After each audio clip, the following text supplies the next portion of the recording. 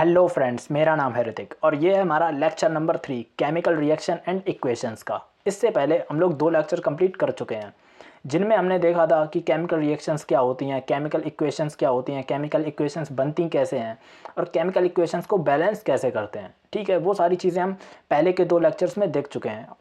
अब आज हमारा लेक्चर शुरू करते हैं। आज अपन लोग पढ़ने वाले हैं कैरेक्टरिस्टिक्स ऑफ केमिकल रिएक्शंस को। ये जो टॉपिक था ये मैंने आपको फर्स्ट लेक्चर में पढ़ाया था। इसके बारे में मैंने बताया था कि केमिकल रिएक्शंस की कौन कौन सी कैरेक्टरिस्टिक्स होती हैं, जैसे कि formation of precipitate, evolution of a gas, change in temperature, change in colour, change in state. ये सारी चीज़ें मैंने आपको बस बताई थी कि अभी आप इन्हें सिर्फ नोट कर लो, इनके बारे में डिटेल में हम लोग बाद में पढ़ेंगे। तो ये हमारा 3rd लेक्चर। ऐसी आज पूरे लेक्चर में हम लोग इन्हीं के बारे में पढ़ने वाले हैं। ठीक है, तो आओ शुरू करते हैं सबसे पहली कैरेक्टरिस्टिक्स के बारे में, जो कि है फॉर्मेशन ऑफ अ प्रेसिपिटेट। अब आप भैया कह रहे हो कि फॉर्मेशन ऑफ अ प्रेसिपिटेट मतलब प्रेसिपिटेट तो बन जाता है, लेकिन सवाल ये कि प्रेसिपिटेट होता क्या है। प्रेसिपिटेट होता क्या है, सबसे पहला क्वेश्चन तो यही हमारे सामने आता है कि प्रेसिपिटेट होता क्या है, आप लोग पूछोगे। तो आओ देखते हैं प्रेसिपिटेट क्या होता है। It is an insoluble solid. It is an insoluble solid substance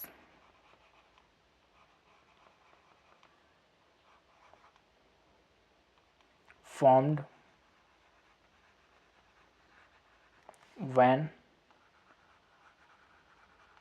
two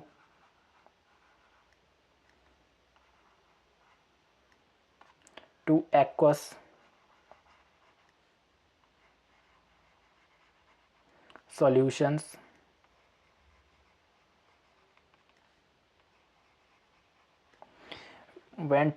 solutions react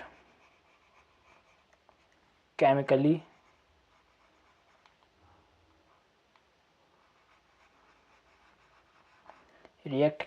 with each other।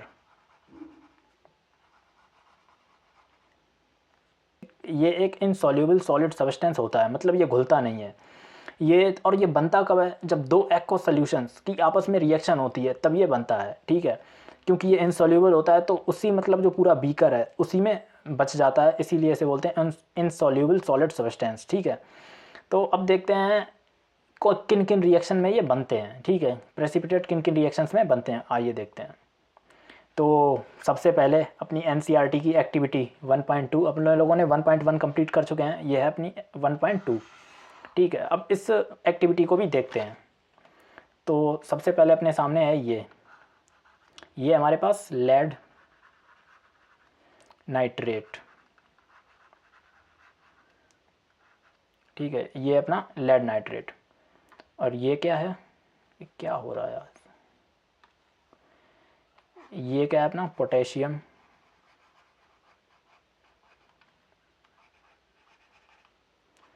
Iodide. ठीक है, ये लेड नाइट्रेट है और ये पोटेशियम आयोडाइड है। ठीक है, अब एनसीईआरटी की जो एक्टिविटी बना है उसमें कुछ फिगर विगर नहीं बना के दिया उन लोगों ने। एनसीईआरटी में सिंपली बस एक बॉक्स बना था, उसी में लिख दिया था सिंपली। ठीक है, तो उन्होंने बोला कि अगर लेड नाइट्रेट के अंदर अपन लोग पोटेशियम आयोडाइड को डाल देते हैं तो क्या होगा। आइए देखते हैं क्या होता है। तो होगा जादू, कोई मिल गया वाला नहीं, केमिस्ट्री वाला जादू।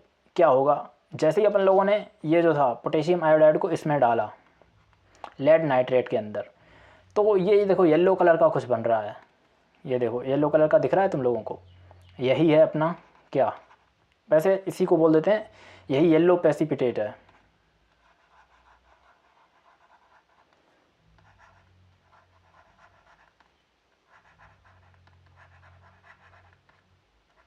यही अपना येलो प्रेसिपिटेट। ठीक है, ये येलो प्रेसिपिटेट है। अब अगर इसे केमिकली नाम देखेंगे कि केमिकली कौन सा कंपाउंड बना है हमारे पास, तो पोटेशियम आयोडाइड लेड नाइट्रेट्स, ये एक डबल डिस्प्लेसमेंट रिएक्शन होती है जिसे हम लोग आने वाले लेक्चर्स में पढ़ेंगे। पर यहाँ पे जो चीज़ बनेगी वो क्या बनी है, लेड आयोडाइड।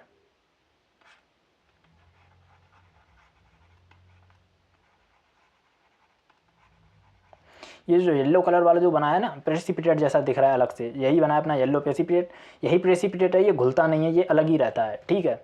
अगर अपन लोग अब इसके, यही बस इतनी एक्टिविटी थी, इस वाली एक्टिविटी में ज़्यादा कुछ नहीं है। उन्होंने बोला था कि लेड नाइट्रेट्स के अंदर पोटेशियम आयोडाइड डालो और देखो कि क्या होता है। तो जैसे ही लैब में डाल के हम लोगों ने देखा तो ये देखो येलो कलर का प्रेसिपिटेट बनता है, और बस इतनी एक्टिविटी थी इसमें, और ज़्यादा कुछ एक्टिविटी में था नहीं। अब इसके मतलब इसी एक्टिविटी के बारे में, इसकी इक्वेशन वगैरह, केमिकल इक्वेशन वगैरह देख लेते हैं आके क्या सीन होता है।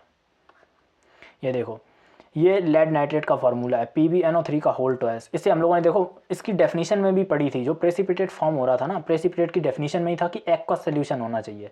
अब एक्वस वगैरह ये सारी चीज़ें अपन लोगों ने कल पढ़ी थी, अगर आप लोगों को याद हो। एक्वस ठीक है, एक्वस मतलब जो वाटर में घुला हुआ हो, वाटर सोल्यूबल हो। तो ये देखो Pb मतलब कि लेड नाइट्रेट है अपने पास, ये Ki मतलब पोटेशियम आयोडाइड है। इन दोनों ने आपस में रिएक्शन करके क्या बना लिया, लेड आयोडाइड बना लिया और पोटेशियम नाइट्रेट बना लिया। ये इधर पोटेशियम नाइट्रेट बना हुआ है। ये इक्वेशन पूरी बैलेंस लिखी हुई है। वैसे तो अपने सिलेबस में इक्वेशन है नहीं, मतलब कि इसकी इक्वेशन, ये इस वाली रिएक्शन की इक्वेशन नहीं है, बट फिर भी मैं इक्वेशन लिख के लाया हूँ। अब इस इक्वेशन में एक चीज़ है, ये जो येलो कलर का एरो दिख रहा है तुम लोगों को, ये देखो एरो नीचे डाउन एरो है। अब कल मैंने आप लोगों को पढ़ाया था, जब एंडोथर्मिक रिएक्शंस हो रही थी, एक्सोथर्मिक रिएक्शंस हो रही थी, उनमें हम लोग एरो को अपर करके, ऊपर करके लगा रहे थे, या जब भी कोई गैस रिलीज़ हो रही थी तब लगा रहे थे। जब भी कोई चीज़ रिएक्शन से रिलीज़ होती है तो हम उसे अपर एरो करके, इस तरह से ऊपर का एरो करके दिखाते हैं कि ये चीज़ रिएक्शन से बाहर निकल रही है, ठीक है। और जब भी कोई प्रेसिपिटेट फॉर्म होता है रिएक्शन के अंदर, तो अपन लोग उसे डाउन एरो करके दिखाते हैं। मतलब कि प्रेसिपिटेट जो होता है वो बी करके बॉटम पे बैठ जाता है, नीचे आके बॉटम पे इकट्ठा हो जाता है, तो इसीलिए हम लोग इसे डाउन एरो से रिप्रेजेंट करते हैं, ठीक है। तो ये जो लेड आयोडाइड है, इसे अपन लोगों ने डाउन एरो से शो किया है। अब इसका कलर भी मैं यहाँ पे लिख देता हूँ, ये किस कलर का होता है, येलो कलर का, येलो कलर। क्या वर्ड्स में भी लिख दूँ, चलो लिख ही देता हूँ, नहीं तो कई लोग कहेंगे भैया वर्ड्स में नहीं लिखा। लेड नाइट्रेट, लेड नाइट्रेट किसके साथ रिएक्ट करता है, पोटेशियम,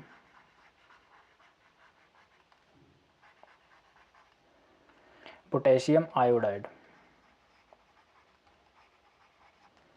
क्या बनाता है, बनाता है लेड आयोडाइड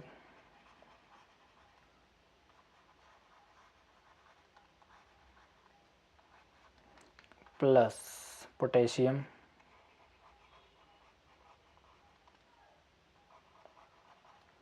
नाइट्रेट। अब मैं लिख नहीं रहा हूँ, ये जो है अपना लेड आयोडाइड, ये किस कलर का होता है, येलो कलर का है, वो भी प्रेसिपिटेट। केमिस्ट्री में अगर कहीं तुम्हें PPT लिखा हुआ दिख गया, PPT, तो मतलब समझ जाना PPT डिनोट करता है प्रेसिपिटेट को, कि उस रिएक्शन में कोई प्रेसिपिटेट बन रहा है, ठीक है। तो ये रिएक्शन इंपॉर्टेंट है, ऊपर से ये NCERT की मतलब की एक्टिविटी है, तो ये और इम्पॉर्टेंट हो जाती है, तो इसको आपको ऐसे ही याद करना है, ठीक है। अब देखते हैं अपनी नेक्स्ट, और भी कुछ एग्जांपल्स देखते हैं रिएक्शंस के जिनमें प्रेसिपिटेट फॉर्म होते हैं, ठीक है। तो अपना पहला एग्जांपल है ये वाली इक्वेशन, कौन सी है, बेरियम क्लोराइड सल्फ्यूरिक एसिड से रिएक्ट कर रही है, तो क्या बना रही है, बेरियम सल्फेट हाइड्रोक्लोरिक एसिड। ये मतलब ये भी मतलब डबल डिस्प्लेसमेंट रिएक्शन है। और ये देखो इसमें भी एक्वस है, ये भी एक्वस है, ये भी एक्वस है। प्रेसिपिटेट की मतलब प्रेसिपिटेट को बनाने के लिए हमें एक्वस ही सोल्यूशन चाहिए, जब दो एक्वस सोल्यूशन होंगे तभी प्रेसिपिटेट बनेगा। हर जगह वैलिड नहीं है, लेकिन अभी अगली रिएक्शन में आपको पता चल जाएगा, लेकिन ठीक है। तो ये देखो BaCl2 बेरियम क्लोराइड किसके साथ रिएक्ट हो रहा है, H2SO4। ये एक्वस का मतलब होता है कि ये कंसनट्रेटेड नहीं है, डाइल्यूट है, मतलब वाटर मिला हुआ है, डाइल्यूट है, ठीक है। BaSO4 बेरियम सल्फेट बना रहा है और हाइड्रोक्लोरिक एसिड बना रहा है। ये जो अपना बेरियम क्लोराइड है, सॉरी बेरियम सल्फेट है, यही है अपना प्रेसिपिटेट, यही है अपना प्रेसिपिटेट। ये देखो डाउन एरो लगा हुआ है और ये सॉलिड है, ये सॉलिड है, ठीक है। अब बात आती है इसका कलर क्या होता है। मोस्टली ना पता क्या सीन है कि बोर्ड में जब एग्जाम में क्वेश्चन पूछते हैं तो वो लोग हमसे प्रेसिपिटेट का कलर ही पूछते हैं कि किस कलर का प्रेसिपिटेट मिला। तो जो बेरियम सल्फेट है ये वाइट कलर का होता है, वाइट प्रेसिपिटेट। मैं लिख देता हूँ वाइट PPT मतलब प्रेसिपिटेट। ये बेरियम सल्फेट जो है वो वाइट कलर का प्रेसिपिटेट होता है। ये कब मिलता है, BaCl2 जब H2SO4 से रिएक्ट करता है तब BaSO4 बनता है। एक और सिमिलर रिएक्शन है जो मुझे बुक में मिली थी बट मैं लेके नहीं आया, बिल्कुल सिमिलर है।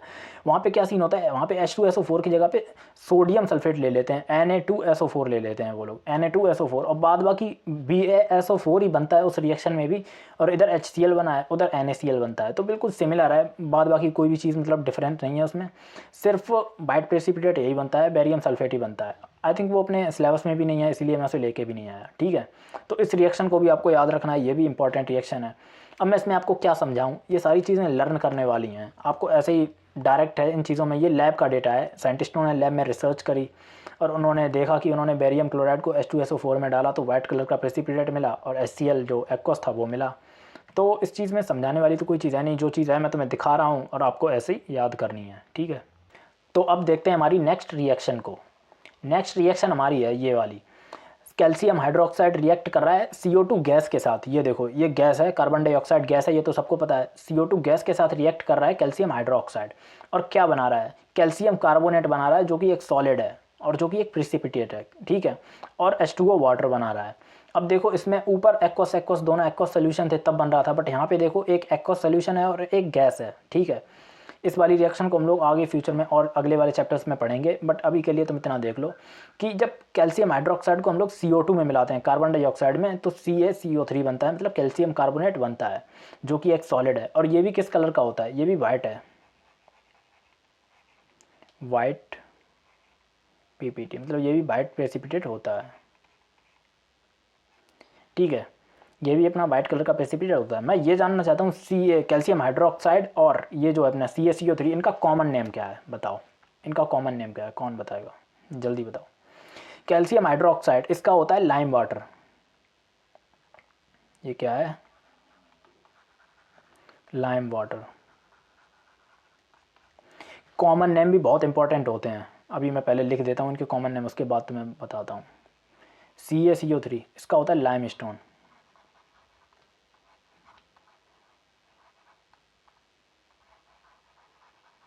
ये होता है अपना लाइम स्टोन। कभी कभी क्या होता है कि वो लोग कॉमन नेम से ही क्वेश्चन पूछ लेते हैं डायरेक्टली कि lime water react with carbon dioxide, तो वाटर फॉर्म क्या होगा, किस कलर का प्रेसिपिटेट बनेगा, क्या होगा, क्या रिएक्शन, क्या रिएक्टेंट्स, मतलब क्या प्रोडक्ट बनेगा, वो सारे क्वेश्चन इस तरह से पूछ लेते हैं। अब तुम लोग तो रिएक्शन रट के गए और केमिकल नेम पढ़ लिए, तुमने कॉमन नेम पढ़े ही नहीं। अब तुम बोलोगे भैया आपने कॉमन नेम नहीं पढ़ा है।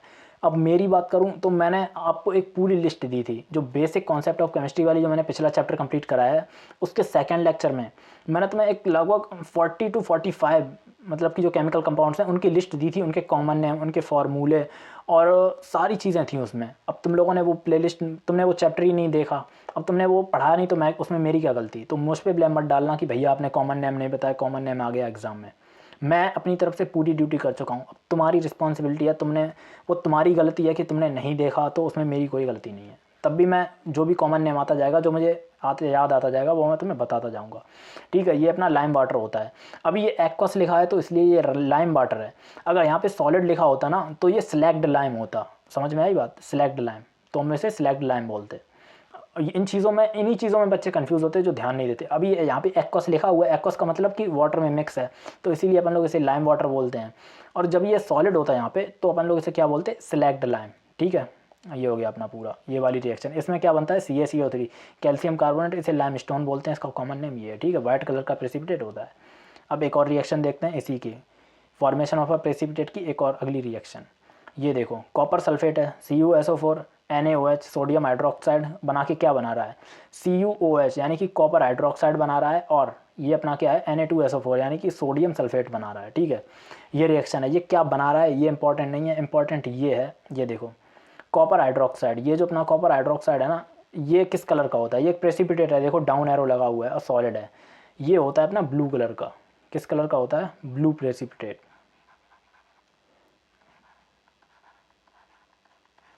ये होता है ब्लू PPT, ठीक है, प्रेसिपिटेट। तो इस रिएक्शन को भी तुम्हें याद रखना है, इंपॉर्टेंट रिएक्शन है भाई, पढ़नी पड़ेगी, कोई दूसरा रास्ता नहीं है, याद करनी पड़ेगी, ठीक है। अब देखते हैं आगे क्या। अब आगे एक और एक्टिविटी है जो कि हमारी NCERT की 1.3 एक्टिविटी। अब यहाँ से हम लोग अपनी सेकंड कैरेक्टरिस्टिक पे भी आ गए हैं। ये देखो, एवोल्यूशन ऑफ गैस। अब हम लोग एवोल्यूशन ऑफ गैस देखने वाले हैं। अभी तक हमने देखा कि रिएक्शंस में प्रेसिपिटेट फॉर्म हो रहा है, वो वाली हम लोगों ने रिएक्शंस देखी। अब अपन लोग देखने वाले हैं ये वाली एवोल्यूशन ऑफ गैस वाली, ठीक है। तो ये एनसीईआरटी की 1.3 एक्टिविटी है। इसके लिए अपने लोगों को क्या क्या चीज़ों की ज़रूरत है, सबसे पहले ये देखो, लैब के जो अपार्टस हैं आप लोग, इन्हीं की पहले सबसे पहले नॉलेज ले लेते हैं। ये क्या है, कॉनिकल, कौन शेप में है ना,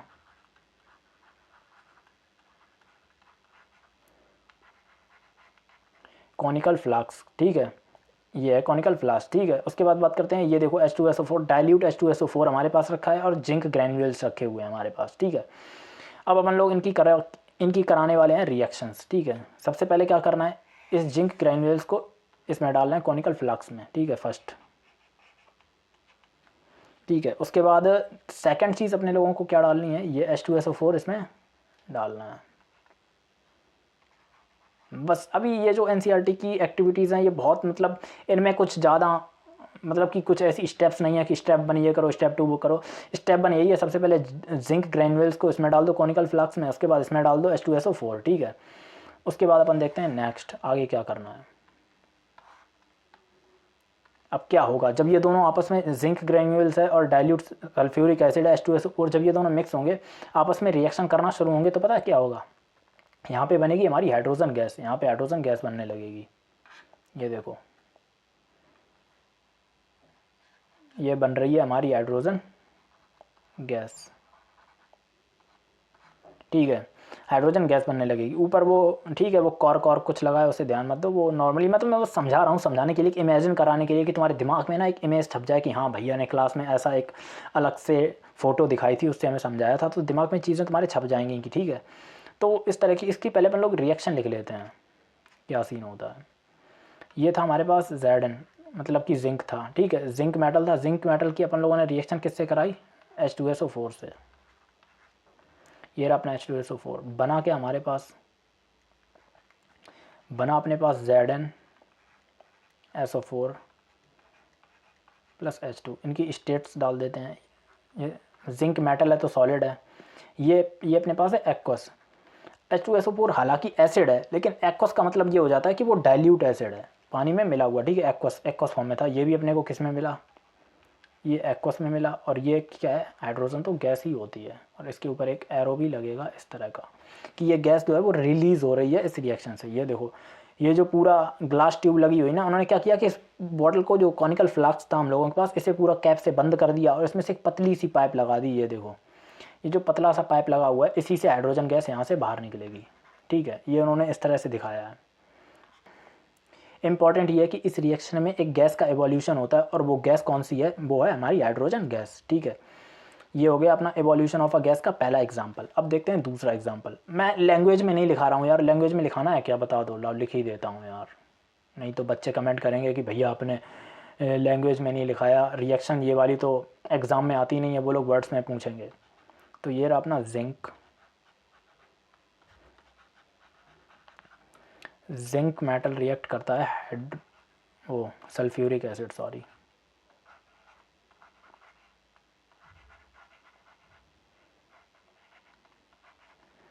सल्फ्यूरिक एसिड से,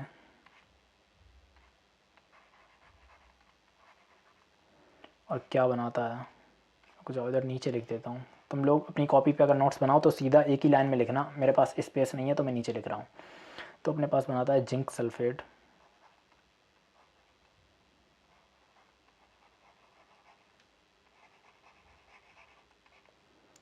प्लस हाइड्रोजन गैस,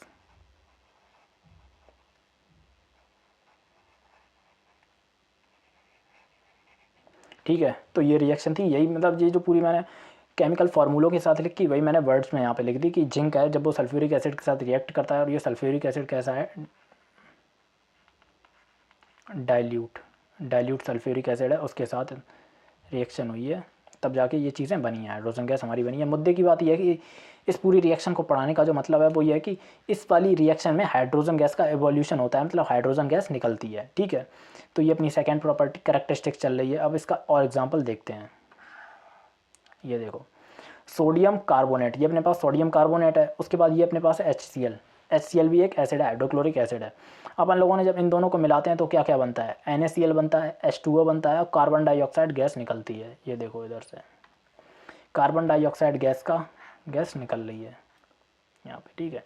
तो ये रिएक्शन भी आपको ऐसे याद करनी है, सोडियम कार्बोनेट है, ये रिएक्ट कर रहा है HCl के साथ और उसके बाद NaCl बन रहा है, H2O बन रहा है और कार्बन डाइऑक्साइड गैस बन रही है, ठीक है। तो इन चीज़ों को भी ऐसे ही याद रख लेना। अब आगे चलते हैं।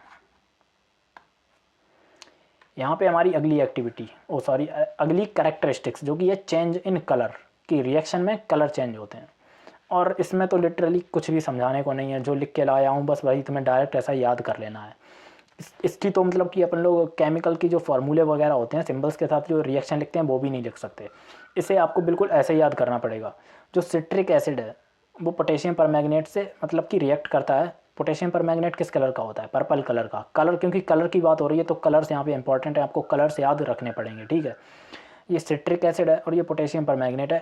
पोटेशियम परमैंगनेट कलर मतलब पर्पल कलर का होता है और सिट्रिक एसिड तो कलरलेस होता है, ट्रांसपेरेंट को इधर डाल देता हूँ, ये ट्रांसपेरेंट होता है।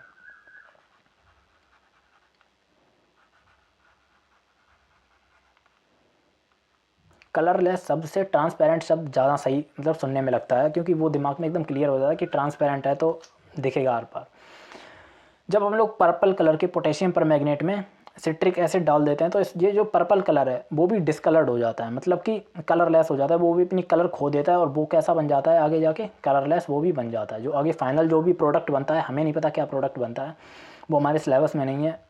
हमें बस इतना पता होना चाहिए कि जब भी हम पोटेशियम परमैंगनेट में सिट्रिक एसिड डाल देंगे तो पहले तो वो सोल्यूशन पर्पल कलर का होगा, बाद में फिर वो कलरलेस हो जाएगा, बिल्कुल ट्रांसपेरेंट हो जाएगा। अब डायरेक्टली बस तुम्हें ऐसे इसे याद ही करना पड़ेगा। इसमें कोई ऐसे सिस्टम तो है नहीं जो मैं तुम्हें समझा दूँ, इसका कोई फार्मूला हो या कोई लॉजिक हो। ये तो लैब का मतलब साइंटिफिक एक्सपेरिमेंट है, यहाँ साइंटिस्टों ने एक्सपेरिमेंट करे।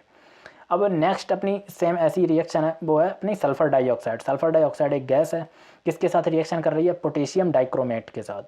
पोटेशियम डाइक्रोमेट एक कंपाउंड होता है जो कि ऑरेंज कलर का होता है, ये देखो इधर लिखा हुआ है ऑरेंज कलर, ठीक है। पोटेशियम डाइक्रोमेट के साथ रिएक्ट करेगी सल्फ़र डाइऑक्साइड गैस, और पहले तो ये ऑरेंज कलर का होता है। जब हम इसमें सल्फ़र डाइऑक्साइड गैस पास करते हैं तो ये किस कलर का बन जाता है? फिर ये ग्रीन कलर का बन जाता है, ग्रीन कलर का। तो केमिकल रिएक्शंस की बात कर रहे हैं, कलर चेंज हो रहे हैं, कलर्स की बात हो रही है, तो कलर्स मैं फिर से बोल रहा हूँ, कलर इंपॉर्टेंट है, कलर ही इंपॉर्टेंट है, ठीक है। तो कलर तुम्हें याद रखने हैं कि पोटेशियम डाइक्रोमेट ऑरेंज कलर का होता है, पोटेशियम परमैंगनेट पर्पल कलर का होता है, और जब अपन लोग इसमें सिट्रिक एसिड मिलाते हैं तो ये कलरलेस हो जाता है। जब इसमें सल्फ़र डाइऑक्साइड गैस मिलाते हैं तो ये ग्रीन कलर का हो जाता है, ठीक है। बस इतना ही था इसमें, और कुछ भी नहीं था जो मैं तुम्हें समझाऊँ या कुछ ऐसी कोई रिएक्शन लिख दूँ, ऐसा कुछ भी नहीं है इसमें, ठीक है। अब देखते हैं अपने नेक्स्ट कैरेक्टरिस्टिक्स को, जो कि है चेंज इन टेम्परेचर, जो कि है चेंज इन टेम्परेचर। अब चेंज इन टेम्परेचर को पढ़ाने से पहले मैं तुम्हें एक और बात बताना चाहता हूँ। कल हम लोगों ने पढ़ा था एंडोथर्मिक और एक्सोथर्मिक रिएक्शंस। तो जितनी भी एंडोथर्मिक और एक्सोथर्मिक रिएक्शंस होती हैं वो सब इसके अंदर आ जाती हैं चेंज इन टेम्परेचर के, क्योंकि उन सब में एनर्जी या तो रिलीज़ हो रही होती है या एनर्जी एब्जॉर्ब हो रही होती है, ठीक है। तो जब जहाँ पे भी एनर्जी एब्जॉर्ब या रिलीज़ होगी वहाँ पे टेम्परेचर का चेंज तो ऑटोमेटिक आएगा। तो आओ इसकी सबसे पहली रिएक्शन कौन सी है? ये क्या है? CaO, calcium oxide. ये अपने पास है कैल्शियम ऑक्साइड, और ये है H2O। जब हम कैल्शियम ऑक्साइड पे पानी डालते हैं तो हमें क्या मिलता है? CaOH, यानी कि कैल्शियम हाइड्रोक्साइड मिलता है, और बहुत सारी हीट एनर्जी भी रिलीज़ होती है।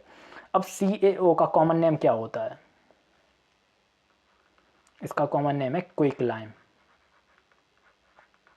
कॉमन नेम याद रखना, मैं फिर बता रहा हूँ। जिन्होंने पहला बेसिक कॉन्सेप्ट ऑफ केमिस्ट्री वाला चैप्टर देखा है उन्हें पता होगा, मैंने लिस्ट दी थी, उन लोगों ने याद भी कर लिया होगा। जिन लोगों ने अभी तक नहीं देखा है तो मैं भले तुम पूरा चैप्टर मत देखो, सेकंड लेक्चर जो है उस मतलब कि वो जो पूरे चैप्टर का जो सेकंड लेक्चर है उसमें डिस्क्रिप्शन में जाना, वहाँ पे मैंने तुम्हें PDF नोट्स दिए हुए हैं, उन PDF नोट्स को डाउनलोड कर लेना। उस PDF नोट में मैंने तुम्हें पूरी लिस्ट दी हुई है कि मतलब कि जो हमारे पूरे 10th के सिलेबस में कंपाउंड्स हैं उनके केमिकल नेम, कॉमन नेम और केमिकल फार्मूले, 3 चीज़ें दी हुई हैं। एटलीस्ट आई थिंक 40 या 45 फार्मूले मैंने दिए हुए हैं, उन सबको याद कर लेना, उनके कॉमन नेम, केमिकल नेम क्या होता है, तो तुम्हें दिक्कत नहीं होगी। उसमें मैंने ये सारे मेंशन किए हुए हैं पहले से ही, ठीक है। तो ये हो गया अपना क्विकलाइम, इसे बोलते हैं CaO। वैसे तो ये कैल्शियम ऑक्साइड है अगर इसका केमिकल नेम देखेंगे, पर कुछ कंपाउंड ऐसे हैं जिनके मतलब कि केमिकल नेम से ज़्यादा उनके कॉमन नेम इंपॉर्टेंट हैं। क्वेश्चन एग्जामिनर हमेशा उनके कॉमन नेम से ही पूछता है, और ये एक ऐसी रिएक्शन है अगर ये बोर्ड में मतलब आती है अगर, तो मोस्ट प्रोबेबली चांस है कि वो लोग इसके कॉमन नेम से ही क्वेश्चन पूछते हैं, ठीक है। कॉमन नेम जैसे बोल देंगे कि quicklime react with water, what form या एनर्जी फॉर्म क्या क्या बनता है, ठीक है। अब अभी हम लोगों ने देखा था CaOH का उल्टा, कैल्शियम हाइड्रोक्साइड को देखा था, तब वो एक्वस था, तो हम लोगों ने उसे बोला था लाइम वाटर, तब हम लोगों ने उसे लाइम वाटर बोला था। लेकिन इस बार देख लो CaOH सॉलिड है, तो ये क्या है इस बार ये है, इसका कॉमन नेम होता है जब ये सॉलिड होता है तब।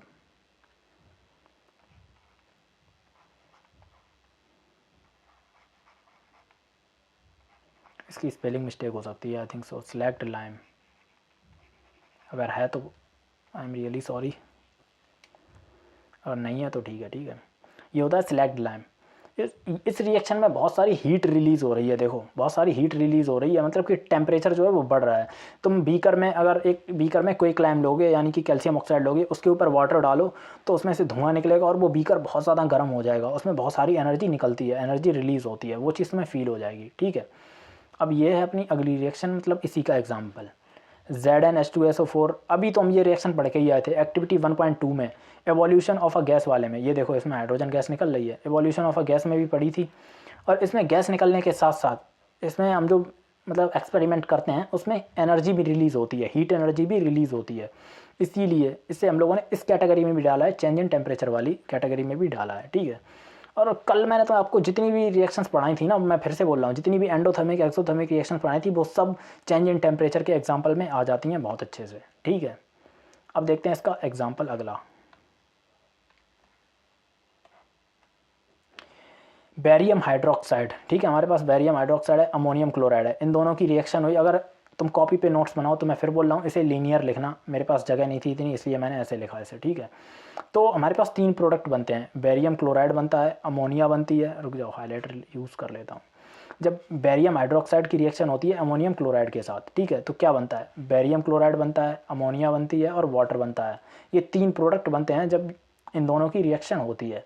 मुद्दे की बात ये नहीं है कि क्या प्रोडक्ट बनते हैं, मुद्दे की बात ये है कि ये जो रिएक्शन है ये बहुत ही ज़्यादा मतलब चेंज इन टेम्परेचर को शो करती है, और तो और ये बहुत ज़्यादा एक्सोथर्मिक रिएक्शन है, सॉरी एंडोथर्मिक रिएक्शन है। एक तो मैं एक्सो और एंडोथर्मिक में थोड़ा कंफ्यूज रहता हूँ हमेशा, जहाँ पे भी मुझे मतलब एक्सो यूज़ करना होता है वहाँ पे मैं एंडो यूज़ कर देता हूँ, जहाँ पे एंडो यूज़ करना होता है वहाँ पे एक्सो यूज़ कर देता हूँ।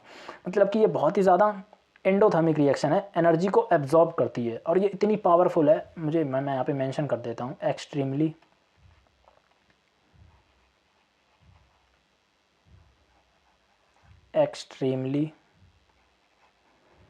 एंडोथर्मिक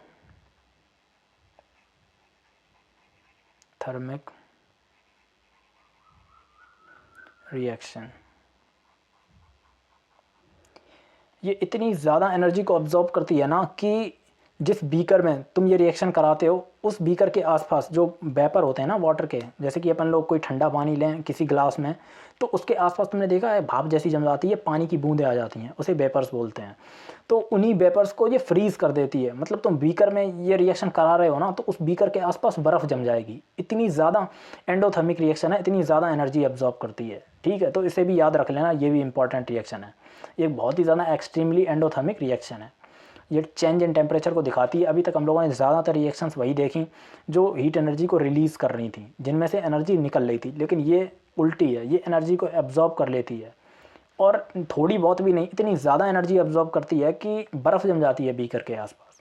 तुम यूट्यूब पे सर्च करके देखना, फिर देखना इसकी जो वीडियोज़ आएंगी वो चेक करना तुम, ठीक है। अब अपनी लास्ट करेक्टरिस्टिक्स बची हुई है जो कि है चेंज इन स्टेट, अब ये जो करेक्टरिस्टिक्स है मुझे ऐसा लगता है कि जो अपने लोगों ने पहली करेक्टरिस्टिक पढ़ी थी ना, फॉर्मेशन ऑफ अ प्रेसिपिटेट, वो इसी की सब कैटेगरी के अंदर आती है। और एनसीईआरटी वालों ने भी ऐसा ही रखा है कि उन्होंने एनसीईआरटी के अंदर 4 मतलब की करेक्टरिस्टिक्स बताई हैं, उनमें से उन्होंने फॉर्मेशन ऑफ अ प्रेसिपिटेट वाली को नहीं रखा, फॉर्मेशन ऑफ अ प्रेसिपिटेट वाली को वो इसी के अंडर रखते हैं।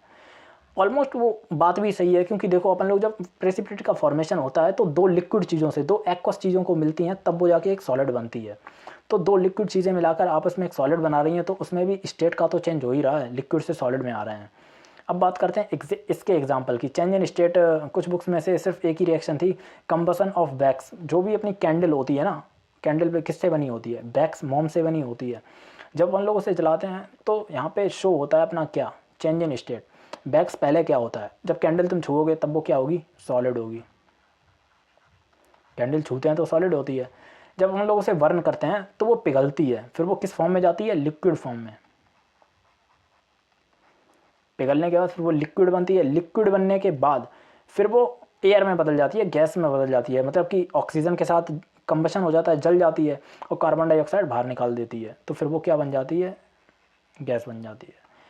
तो अब मैं तुम्हारे ऊपर, जैसा कि मैंने पहले भी कहा था, मैं तुम्हारे ऊपर छोड़ता हूँ कि तुम 4 कैरेक्टरिस्टिक्स ऑफ केमिकल रिएक्शन रखते हो या 3 characteristics of 5 characteristics of chemical reaction रख पढ़ते हो, जो तुम्हें जैसा सही लगे।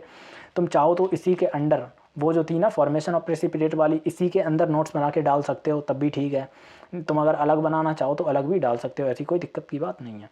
बस चेंज इन स्टेट वाले में सिर्फ ये एक ही रिएक्शन है, ये कंबशन ऑफ वैक्स बोल दो या कैंडल बर्निंग बोल दो, जो बोलना चाहो बोल दो, या फिर यहाँ पे मैं डाल देता हूँ बर्निंग ऑफ कैंडल।